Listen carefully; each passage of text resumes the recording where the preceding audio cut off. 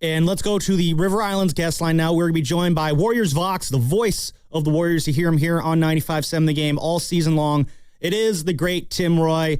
Tim, thank you so much for joining us this morning. I'm Sam Lumman. That's Joe Shasky. And, it's unfortunate that we have to do it under such somber circumstances, but thank you so much for joining us this morning. And, yeah, Don Nelson, I'll just get right into it, Tim. Just how do you remember the great Don Nelson?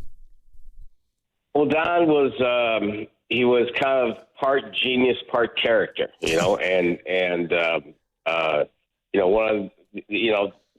so many things come to mind, preseason game in Hawaii, and I can't find him. He's in the bowels of the arena in Honolulu, and eventually I smelled cigar smoke, and I followed the cigar smoke, and that's where I got to him to do the interview, But then just watching him work, the radio, when Nelly came back the second time with the Warriors, the first time I was in Sacramento when he had run TMC, and those teams were just unbelievable to watch. And a lot of what we see today is that. But then the second time he came back, and what always struck me, radio was off the floor and looked down. Nelly would make a substitution. Say he takes Andras Biedrins off the floor, the famous Latvian, and put a smaller player, and all of a sudden Al Harrington's playing center, and the other coach, I looked down at the other coach, and he would look down and he'd take one of his better players off the floor to match up to Nelly. And that was part of his genius. He got coaches to play the way he wanted to play. And, he was really, I think, a really clever man, incredible businessman, great guy to be around, and, very generous with his time and everything, and just had nothing but good thoughts for Nelly. I mean, he was, as I said, a character. He was also very competitive, and he could butt heads with anybody. But on the whole, I think he's a guy that was ahead of his time, innovative, and a guy that said, no, we don't have to throw the ball down the box every time down. We can play differently and still win. I mean, you're bringing up so many memories. Those early 00s Warriors teams were they had so much promise. Musselman. You bring in Mike Montgomery. I was super fired up for Mike Montgomery, and it felt like they were stuck in the mud. And I remember the day Bob Fitzgerald came on to the other station and was like, Nelly's coming back. And it was like, oh my God, Don Nelson's coming back. And for that team to do what they did with that midseason trade when everybody kind of gave up on them, and for him to go up against his former employer the way that he did, Tim, I in many ways, and I was trying to explain to Sam, it was as improbable, I know this sounds absurd, as improbable as the 2014-2015 championship against LeBron James was. I almost felt like at that point in time, it was inconceivable to me that the Warriors could get to the playoffs and then knock off the number one seed Mavericks, who had the MVP and Dirk Nowitzki. Like it was just a moment in time. I don't know what else to say. It's just I got goosebumps. Well, there was a point there, and I don't think Nelly would be upset with me to share this, but there was a point where we were out having a beer with me and a couple of the writers and Nelly, and he was saying, God, I'm just going to have to say it tomorrow. I guess I don't think we're going to be a playoff team this year because Barron was hurt, and the new guys that were trying to do things, but Barron was the key to that team. Baron Davis, for those who don't remember, this was like mid-season 2006, 2007. But then Barron came back, and I think it might have been Detroit. I have to look it up. There was a road game. Warriors won that, and they were off and running. And all of a sudden, this team had a lot of momentum. And you're right. In 2014, 2015, who would have ever thought the Warriors would be in the NBA Finals? Now, over the season, that was a really good team, right? Yes. We knew they were really good. But still, for those of us who had been around a while, it's like, wait a minute, this is surreal, right? This is the Warriors we're talking about here. And so in 06, 07, nobody thought you were going to go to the playoffs. You're trailing the Clippers, and the team was going nowhere, and all of a sudden, bang, they won 16 of their last 21, 9 of their last 10. And then they get the perfect matchup, a team that could match up with Dallas and give them, problems. It was kind of dreamlike, but it's one of the highlights of my career was announcing that year, and you think about Nelly, he's responsible for, in some way, shape, or form, for 3 eras of Warriors basketball that will forever be remembered. Run TMC, and then the We Believe team, and then he and Larry Riley going to the combine in Chicago, watching Steph Curry and going, well, if that kid's on the board, we're taking him.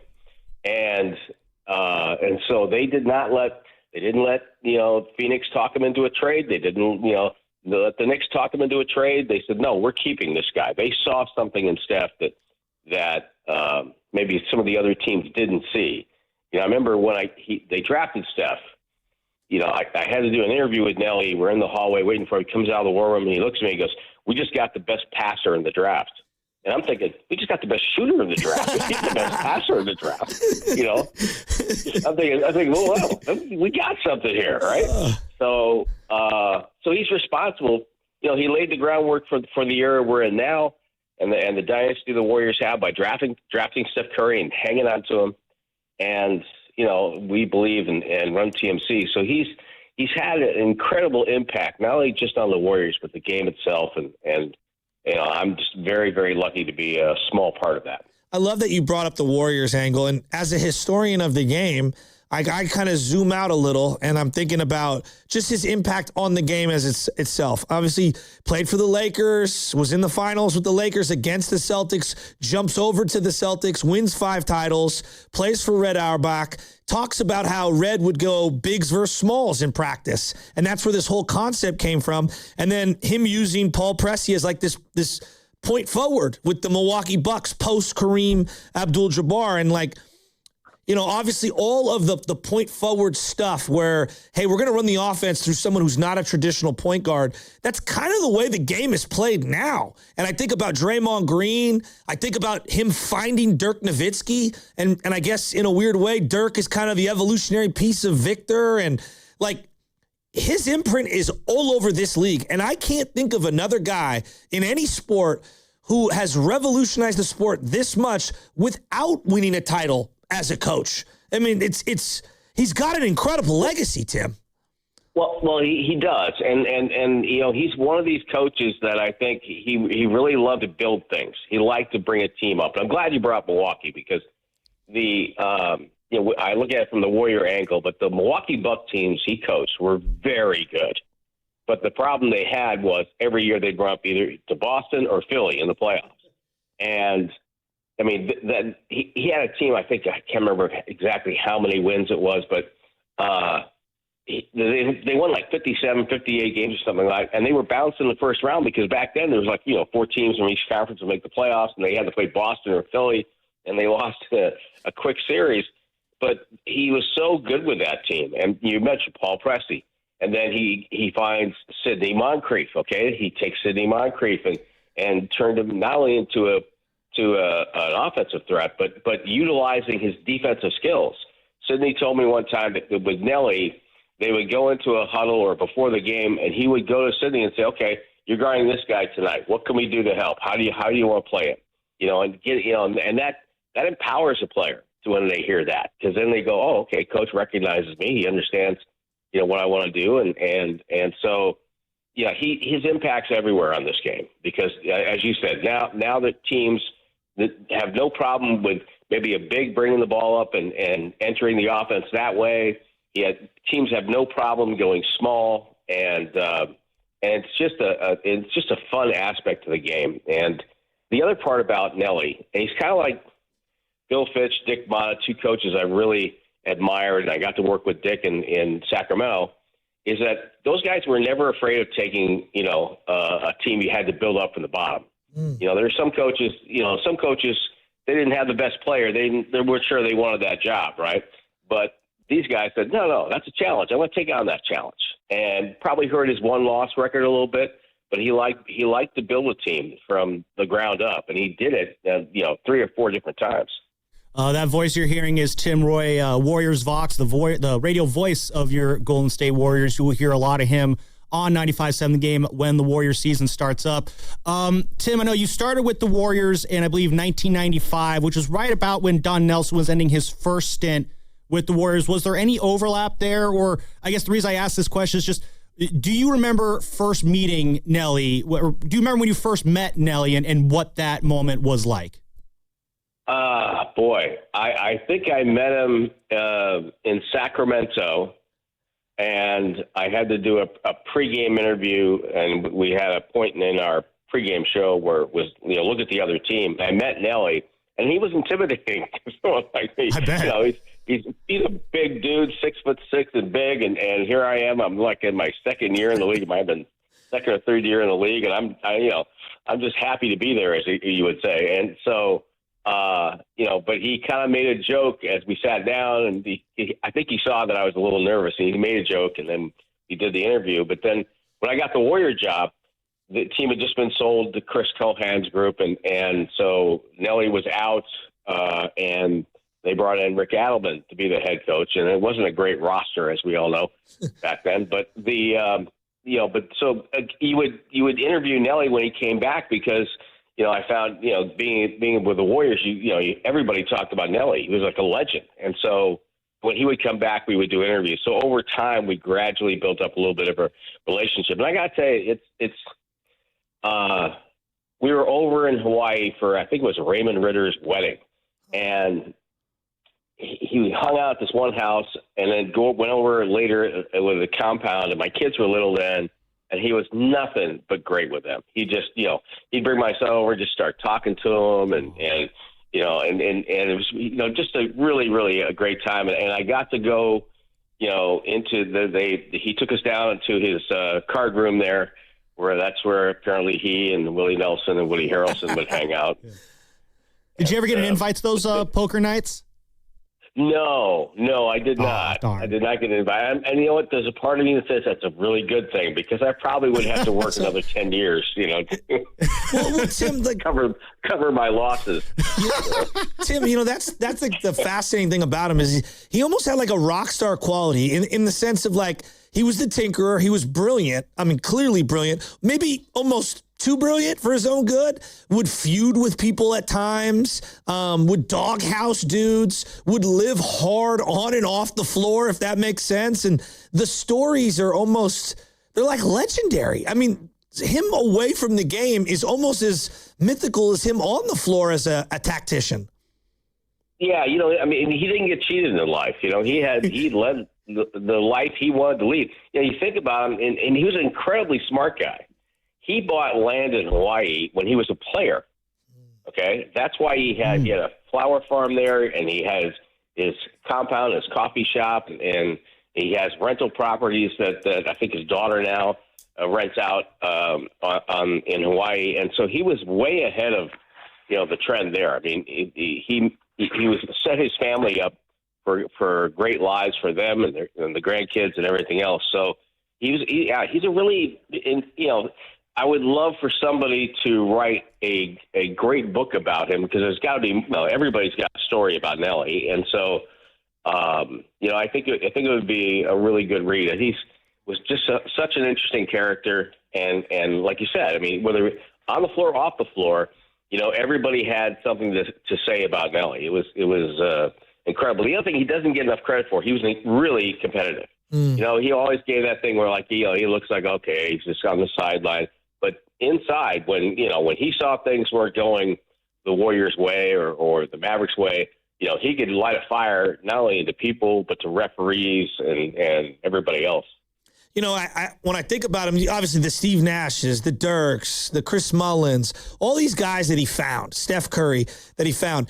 I think his legacy is also like the guys that he was like, nope, that guy's no good. Robert Tractor Trailer, can't do it. Nope, not going to do it. Anthony Randolph, nope, not going to do it. And then all the random I call them 10-day guys, like the Anthony Tollivers, the Anthony Moros, like he always found these random guys, Matt Barnes, who fit Matt perfectly. Barnes, yeah, right? Absolutely. And absolutely. I feel like his eye for the game was also extremely underrated from a player personnel aspect. He would look at a player, and if he would see something in that player and say, here's how I can use this guy. I can use him this way. Matt Barnes is a perfect example. Matt had bounced around a little bit. He was going through a tough time. His mom was sick at the time, but But Nelly said, no, you can play with us. I see what you can do. And you can bring a little bit of that edge to our team and knock down an open shot every now and then and be a guy who brought some toughness along with Steven Jackson.